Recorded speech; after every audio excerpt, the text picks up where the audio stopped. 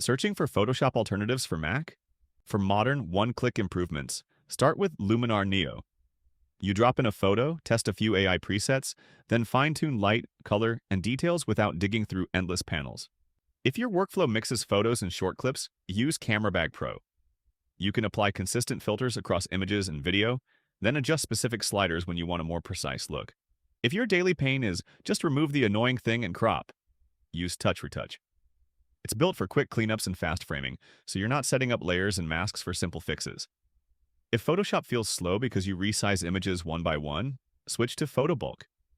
Select Resize and Optimization, drag in a whole folder and export everything in one run for web, email, or marketplaces. Need motion, but not a complex timeline project? Gifox lets you record part of your screen and instantly save a shareable GIF, perfect for explaining steps to a teammate.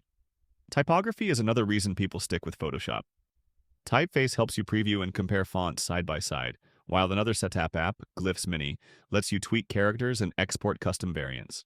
If this helped you choose the right Photoshop alternative for your Mac, subscribe for more. See you in the next video.